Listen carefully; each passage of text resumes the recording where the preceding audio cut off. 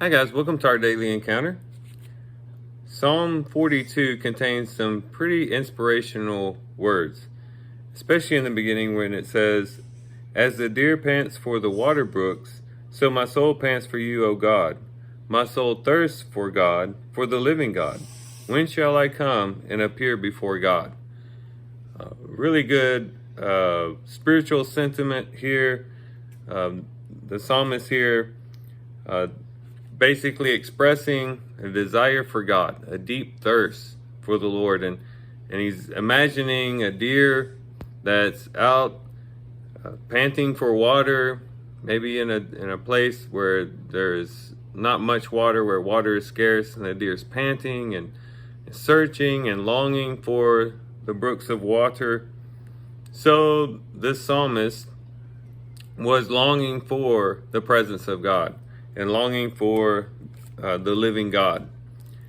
And here we don't just have the psalmist trying to relay some spiritual sentiment, to give us some nice and pleasant words to put on our calendar or to post on our refrigerator, although it is good for that. This came out of a situation that the psalmist was going through. Because as you continue to read in verse 3, it says, "My tears have been my food day and night, while they say to me all day long, 'Where is your God?' These things I remember, and I pour out my soul within me."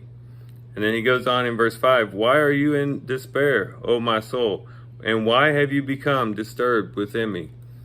These words that we read earlier actually came out of a very bleak situation. The psalmist was going through some hard times, some difficulties, so much so that he says, "My soul is disturbed within me." And it was out of that situation that he says, "My soul pants for you, O God, as a deer pants for the water brooks." And he was motivated to draw close to the Lord, to search for the Lord, to long for the Lord, because of the hardships, the difficulties, and the trial that he was under. And oftentimes we find that the case in our lives. Whenever something happens, maybe we experience some type of tragedy, maybe it's a sickness, maybe it's some financial problems, marital problems, maybe we're being maligned for our faith, whatever the case may be. It's during those situations that we typically long for the Lord. Those are the times when we realize that, you know what, my satisfaction can't come from my environment, from my circumstances and situations, because at this moment they can't give me what I need. And so we look beyond our circumstances to the Lord, and we begin to long and search for Him.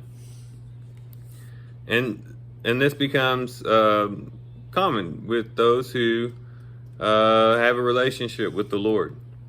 But what I want to encourage us to remember today, as we do our reading and we come across these verses, is to remember that we don't have to wait until we are in a difficult situation, wait till our soul is disturbed within us, to wait until hardships and trials come to long for the Lord.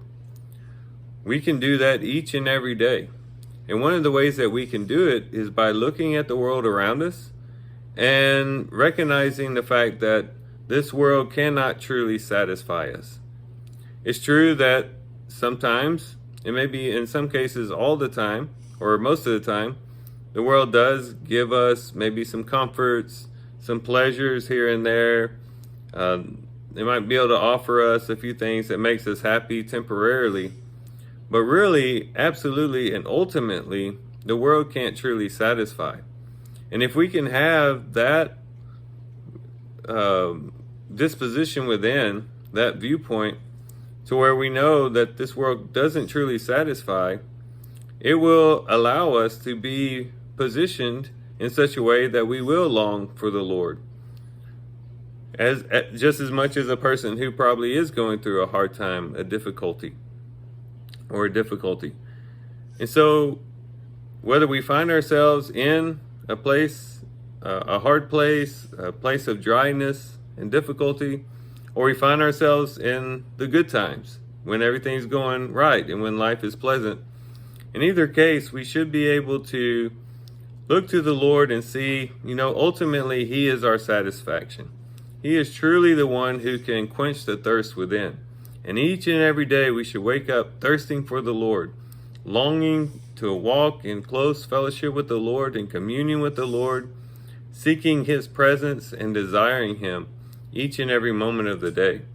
If we do that, we'll have a close relationship with the Lord, we'll have our soul fully satisfied, and we'll be able to live a life full of joy and full of blessing.